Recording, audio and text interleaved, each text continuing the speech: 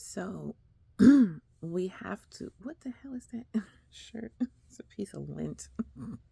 How did the lint get into my eyeglasses? I don't know. Anyways, we have to stop reading the Bible as one book. We have to start reading it as two books. Follow me here.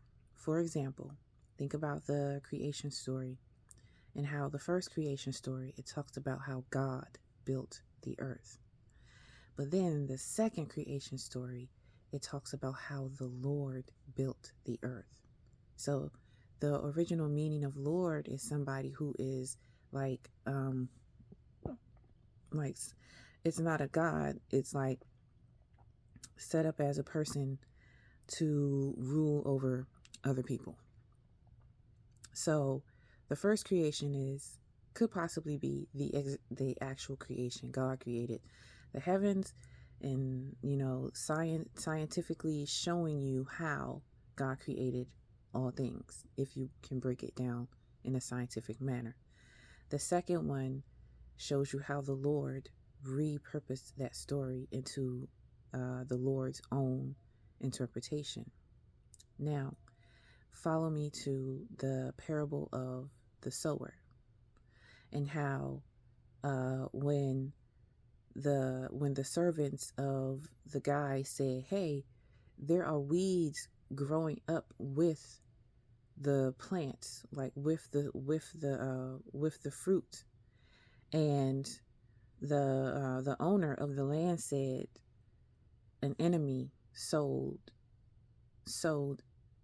enemy seeds along with mine, but we cannot cut anything right now." So it's almost like whoever put two Bibles into this one Bible, they knew that we can't cut we can't destroy all of the crops, because then we're going to lose our half. So what we have to do is wait until the crops grow all the way up, and then we're going to have to separate the actual crop from the weeds, and then we can burn the weeds. This is what we're dealing with. So what if the parable of the sower was talking about the people who sowed bad seed into the word that we're reading today? Now, remember, I always talk about the 450 years of silence that the Catholic Church went through. During that 450 years, it is my belief that they allegedly sowed bad seed into the good seed, which was the word. Remember, when they came out, they started taking over everything. Convert or die. Convert or die. Convert or die. They did that in all the lands that they took over. Convert or die, knowing that we would read this word, think of it as one word, think of all of it as the word of God, and then start taking stuff literally. And that's how we get two different books in one book that seems like it's the same book. For instance, if you read Deuteronomy 28 as a blueprint for an enslaver on how to, that's why it's like we're reading the Bible, and then the enslavers are reading the Bible, and they are following their interpretation of the Bible.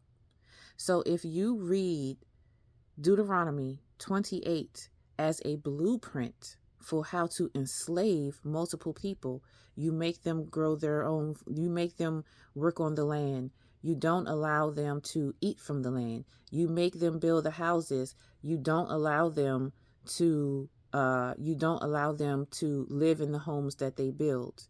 If you start interpreting that as a blueprint, as opposed to a curse from the creator that created all things out of love, then that is one way that you can see that we are reading two separate books. That's why you hear a lot of people who say that,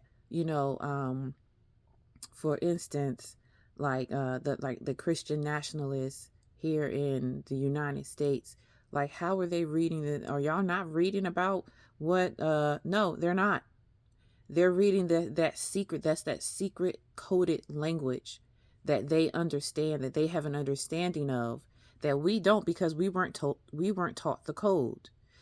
So think about, again, the parable of the sower, where this one book, and remember when they started taking over everybody's land, everybody lived in a spiritual way. Everybody lived spiritually. It wasn't, oh, we're going to read from this one book and get all of our instructions. No, everybody lived spiritually. And so when they started taking over all these lands, they started destroying the proof that we are supposed to be living in a spiritual way, not in a carnal way. So the way that we're living right now is extremely carnal, even though the book that we read says that we're supposed to be living spiritually. But because we have two books kind of confusing the minds, you have some people who interpret it one way, and you have some people who interpret it a completely different way. But that's because there are two different manuscripts in one book. Think about it as like, those books where you have the Hebrew and the English version.